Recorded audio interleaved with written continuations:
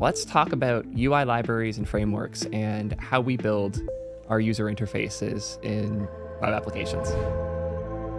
I am pretty well known for my love of Tailwind. What I don't think I'm known for as much is my history with other UI frameworks, and specifically the lack of care I had for most of them. When I started doing web development, the go-to solution was Bootstrap, and it was fine.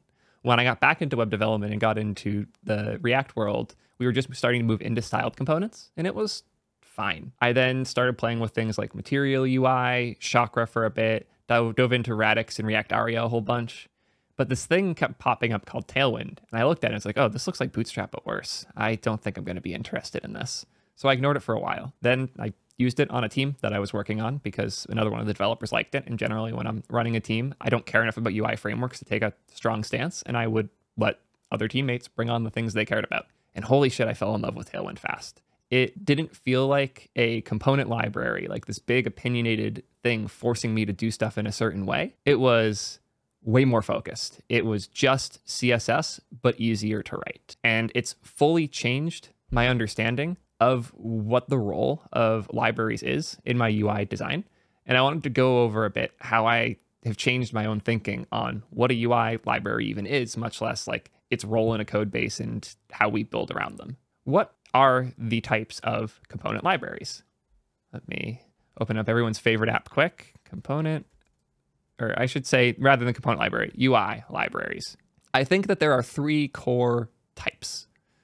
We have extensions of CSS. This would be things like Sass, Less, and I will argue throughout this, Tailwind. We have behavior libraries, otherwise known as Headless Ui libraries pretty often.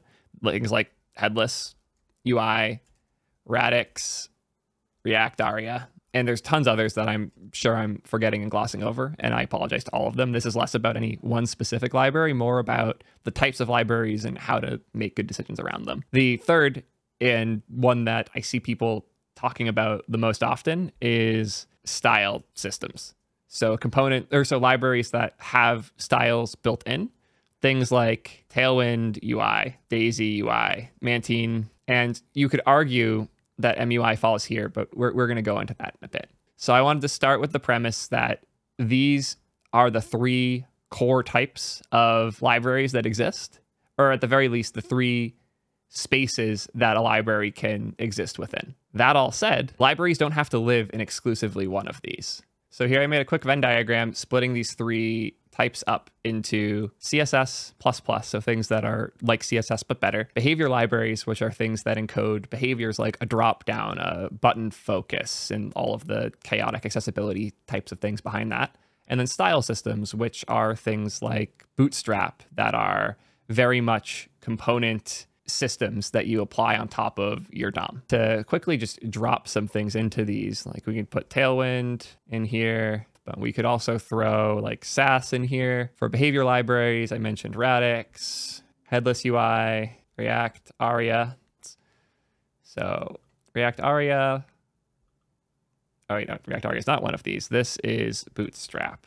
It's probably the best thing for here. I think it's very important to recognize where the tools you're looking at, using and comparing fall on a chart like this. Also throw Tailwind, I guess actually, Tailwind UI fits somewhere more interesting. The thing that I keep having come up that has been increasingly frustrating to me is MaterialUI, MUI. And people keep asking me, why am I using Tailwind and not using MUI? Why would I use Tailwind when it's basically just Bootstrap when I could use MUI instead? Do you see why I get confused when people say Tailwind is like Bootstrap, so you should use MyUI instead? Do you see why this line of questioning annoys me?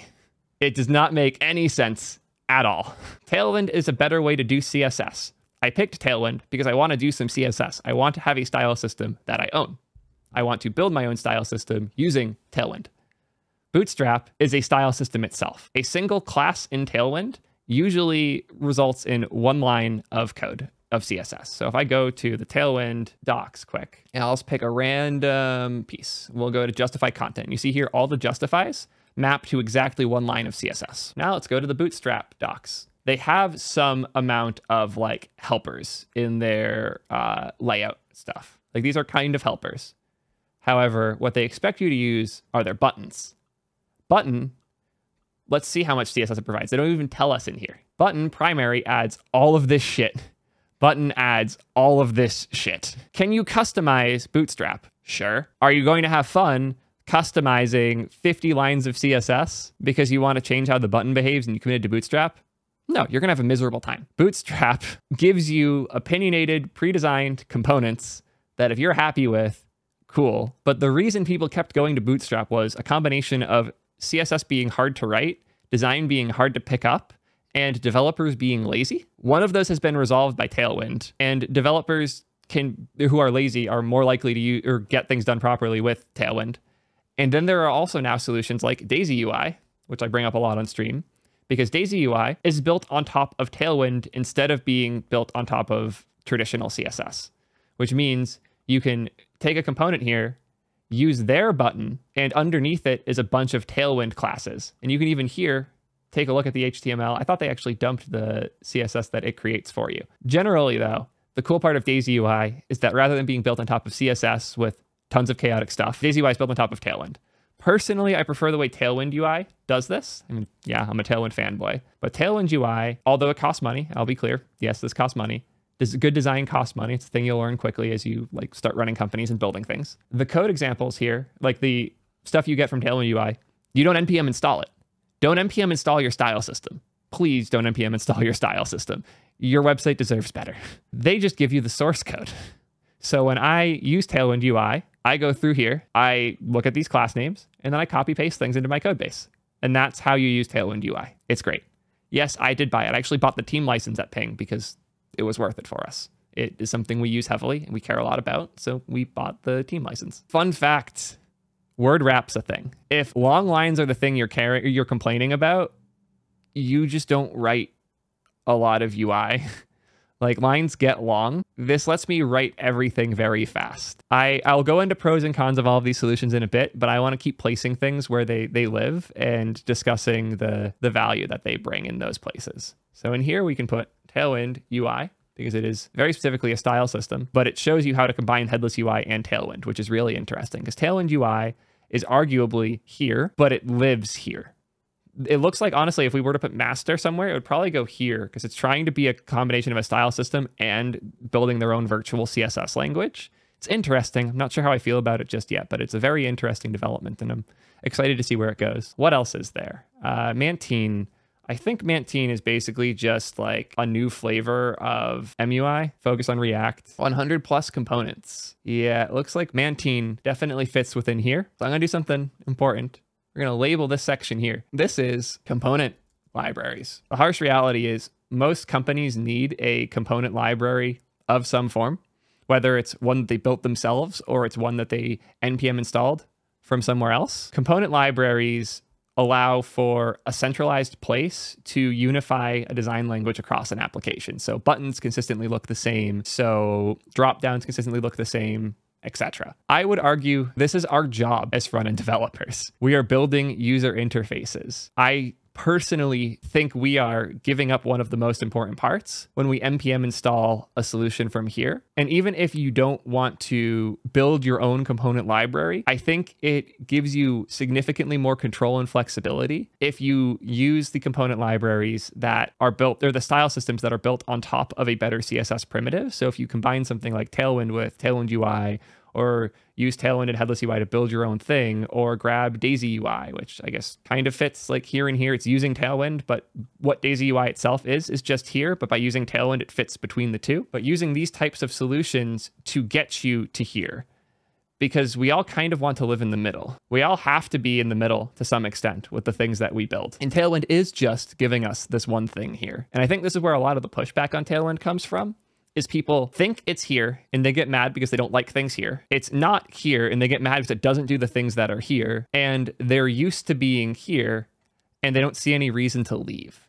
I think those are the core reasons why Tailwind gets so much shit. And I think all of those are pretty unfair and come from a place of bias. The bias being, I don't have to think about my styles. We're building websites, we're building interfaces, we're building user experiences. We should think about our styles. To me, not doing this would be the equivalent of a back-end engineer not thinking about their data. Like, you should think a decent bit about where your data goes and how you work with it. There are packages that will make that easier for sure, but abstracting that away into something like this just means you have to learn way weirder shit when you have a problem that the libraries that are provided do not solve. There have not been any problems we have had at Ping with Tailwind that we couldn't solve with Tailwind or around Tailwind very easily.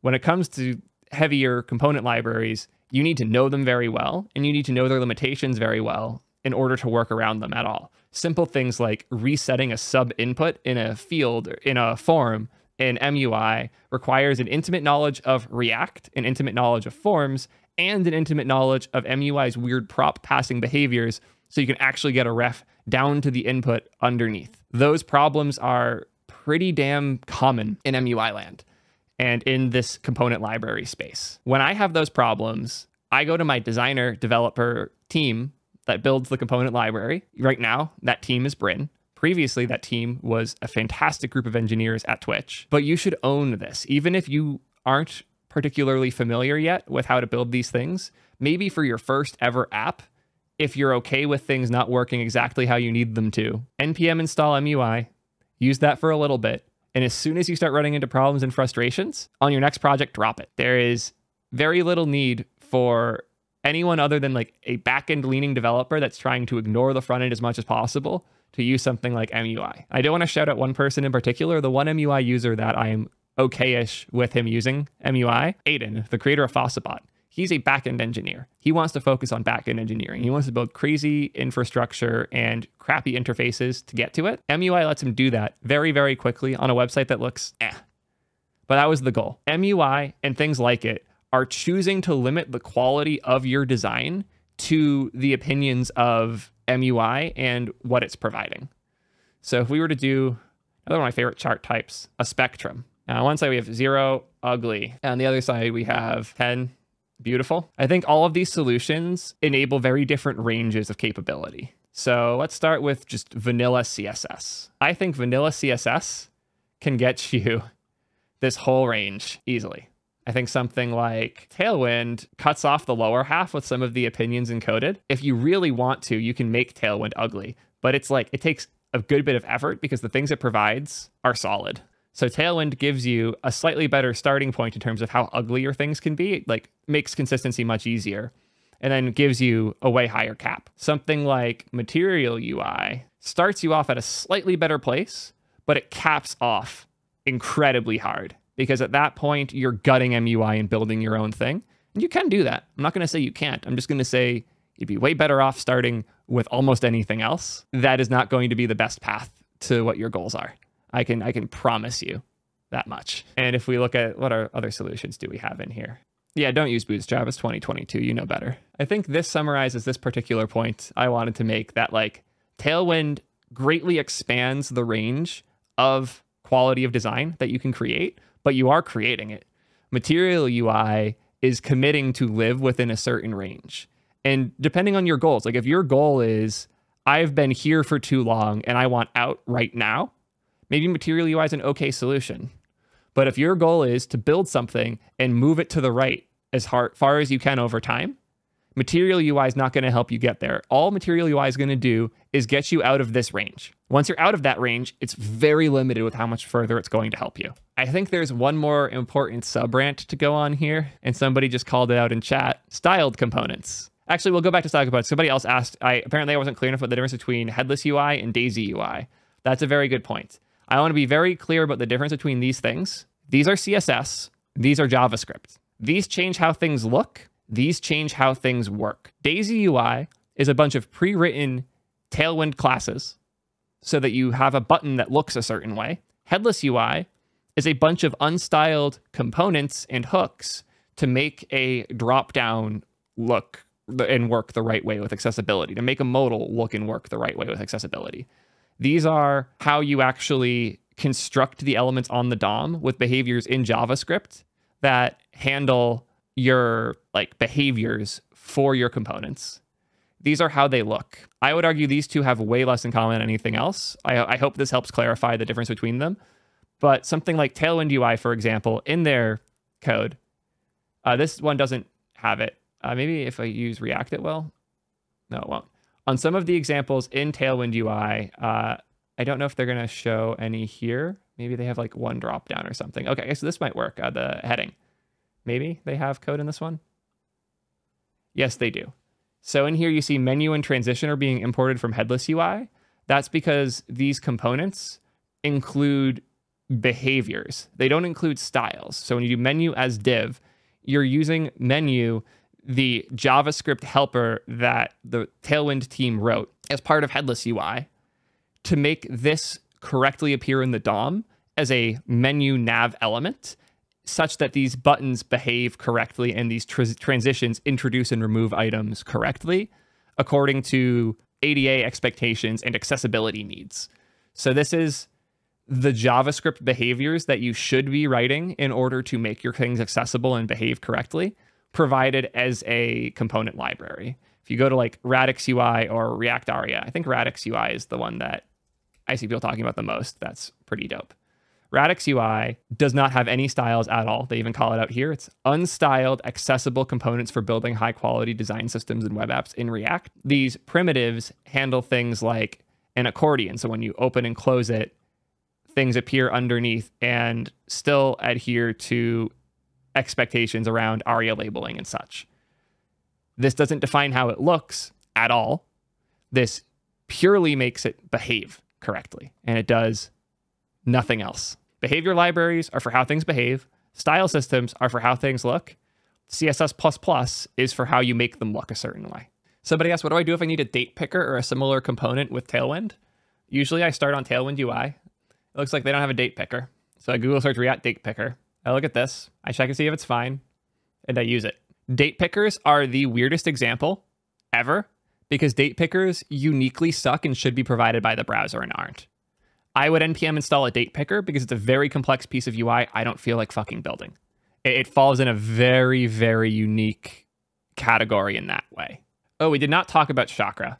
So if I understand correctly, Chakra also falls under here, but it like blends into the style system a bit. I've only played with Chakra a bit and it kind of annoyed me. Oh, it looks like it has it almost looks like this actually. Chakra's exactly like Mantine. No, Mantine is way more like fully featured components. Like it has 100+ components. This is not that. That Chakra has like 20 components at most, if I recall. Yeah, they don't have anywhere near as much stuff. It kind of is all three though, because it has its weird like CSS plus syntax for its margin definitions and shit. It kind of has styles built in that you have to be familiar with to work around. It has hooks for behaviors and things like that. When I said we want to be here, I meant we want to build here. We want to build the thing by combining the best parts from these areas. I haven't tried Mantine. I've tried Chakra a little bit, and it felt like another component system to learn, and another CSS solution to learn, and another style system to learn. Another spectrum we could look at here of like a vertical, it's CSS, and on the top here, it's some weird shit. And on this spectrum, Tailwind's pretty low. It's pretty close to just being CSS. I'd even say Bootstrap's not too much further. Bootstrap's a little further. But then something like Chakra just hangs out up here alongside MUI. Like, these aren't, like, when you learn Chakra or MUI, you're learning Chakra and MUI. When you learn Tailwind, you're getting better at CSS. If your goal is to avoid CSS, if you want to, like, draw a line here and say, I will never go below here because I'm a back-end developer. I don't care about what lives underneath there. Sure, go hang out in this land. Telling me you use Chakra UI and that it's like Tailwind but better is like telling Primogen you're using Node.js. It's like Rust but better. We care too much to feel that way, which is the difference in goals and objectives here.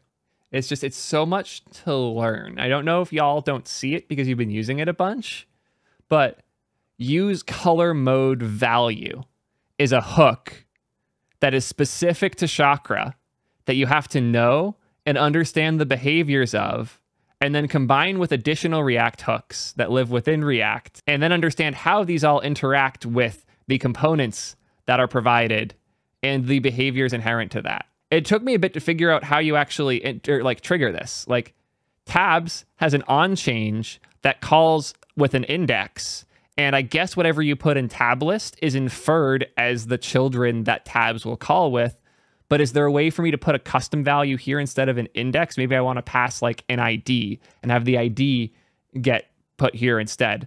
If I did that, there's no way it would be type safe because the definition isn't smart enough to go that way.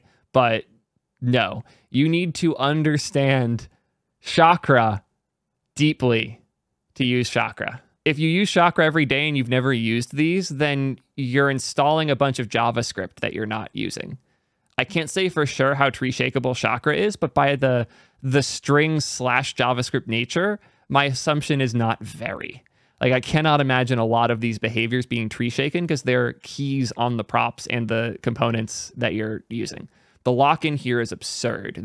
Not just like code-based lock-in, but brain lock-in. You start to use your brain the Chakra way, not the browser way. With Tailwind, you're only using the things that you use. When you add a new class name in Tailwind, or in your UI, when you're using Tailwind, the Tailwind compiler sees that, and it adds that Tailwind into the CSS file that gets compiled out. It's time for the styled components rant.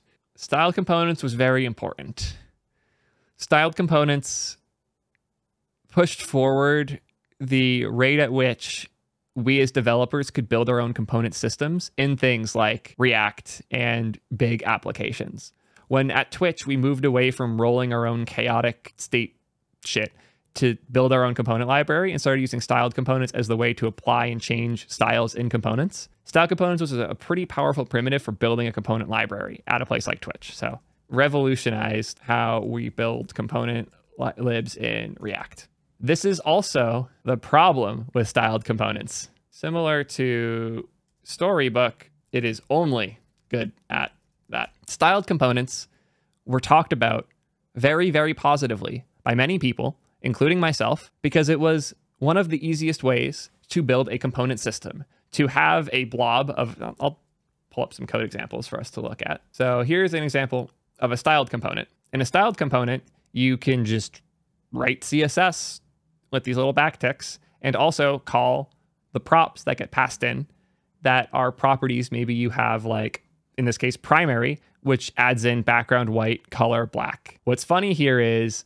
even in their example here, it is improperly highlighting things. Like, this should be highlighted the green color and it's not, or this shouldn't be highlighted green and it is. It's funny that like the homepage example doesn't parse correctly for a highlighter because it is such a bastardization of CSS and JS. It is a messy combination of the two. And the TypeScript like definitions around it can be obnoxious as well. The reason I bring this all up is because when I had to make a button that had 15 different properties, and those properties resulted in slightly different CSS, this was one of the best ways to do that. And for a while, it was the only quality way to do that. The problem is, what if I have a div inline and I want to add two classes to that quick, or I want to add two properties to that quick. I want to add flex and I want it to align right. Now I have to take that div, break it out from the return, make a styled const. I have to come up with a name, which is one of the hardest underrated parts. You have to come up with a name for whatever you've broken out this container to be. Now this container is named flexRight, and I have made const flexRight equals styled.div, apply all of those properties, then render that in the component. Then I have another component that needs to flex left instead.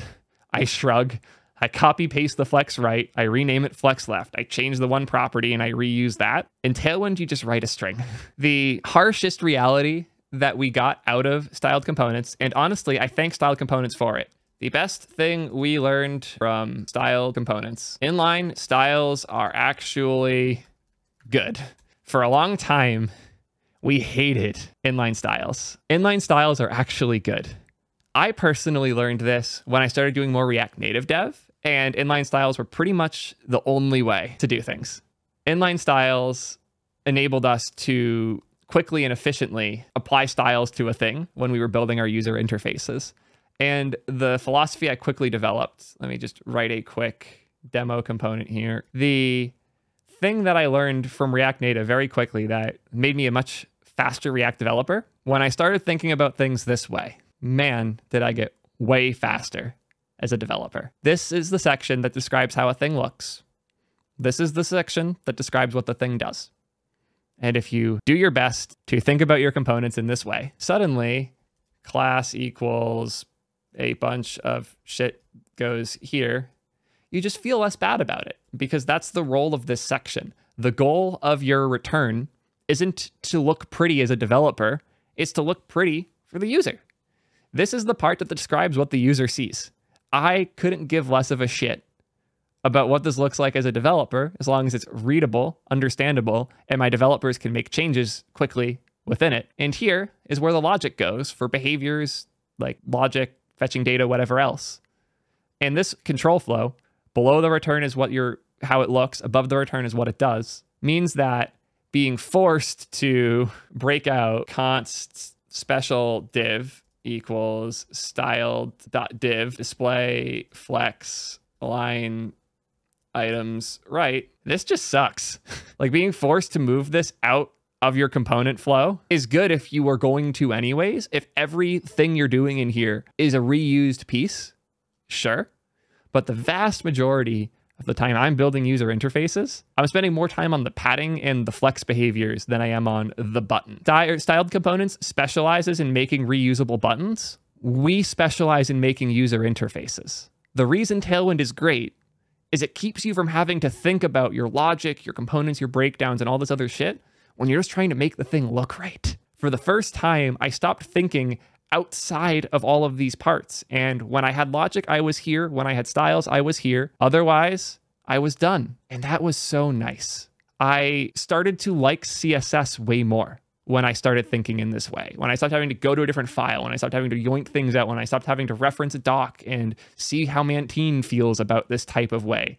Like, I could just write the style, full on Zen mode. And once you get used to the Tailwind syntax, and cheat sheets like this just show you all of the class names super quick so you can scroll through it fast. I just keep this open on my monitor on the side when I was learning Tailwind.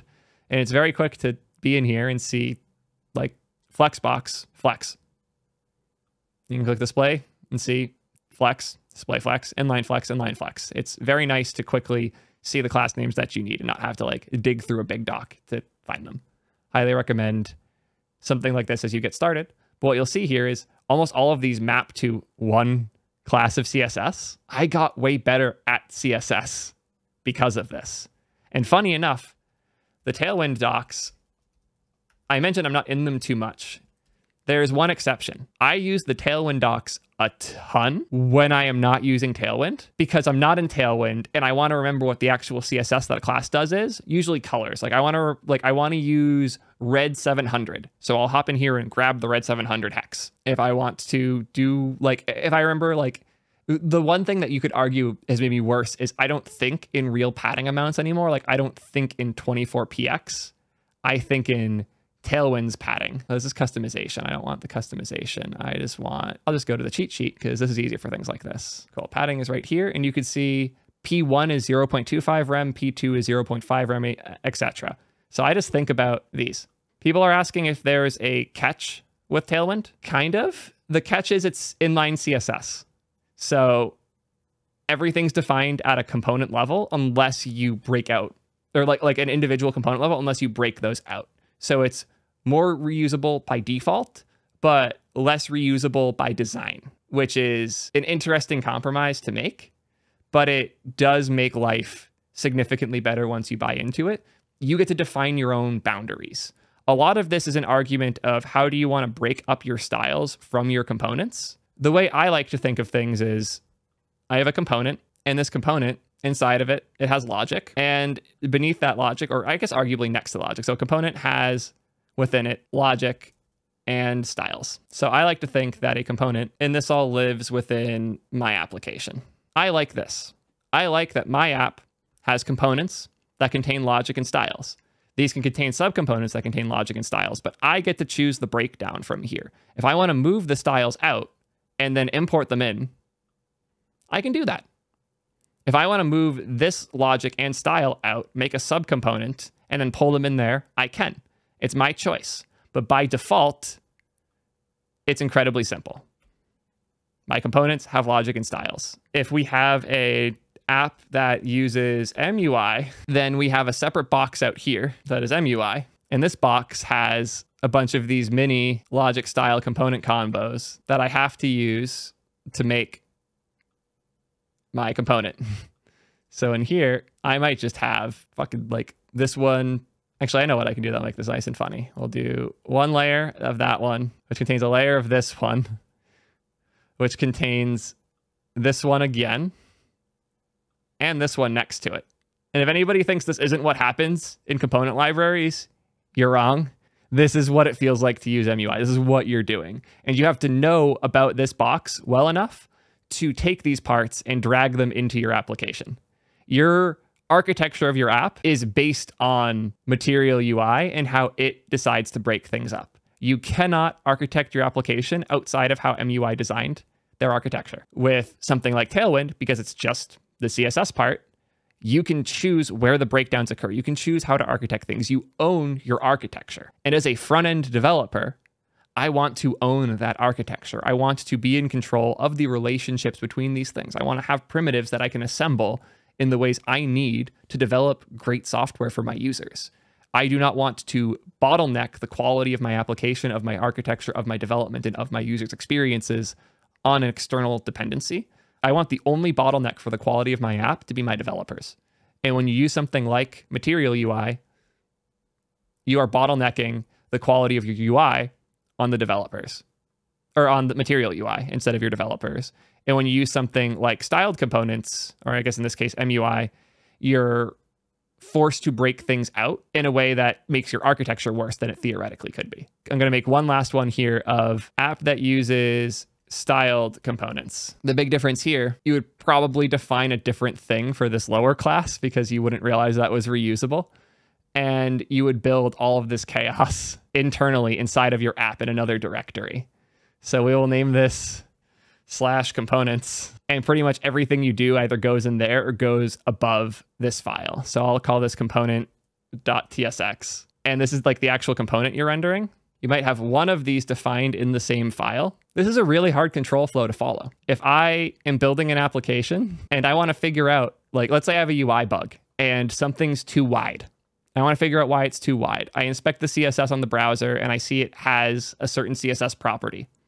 I go to this file, component.tsx, that has that component, and I can't see that class name anywhere or anything that would logically be including it. So I go component by component. I go to the component from our component library and style components until I find the thing that's applying that line of CSS I don't want, and then I delete it, and it breaks something else somewhere else. It's painful. Your developer experience now is bottlenecked by how well you architect these things and how good your developers know that architecture.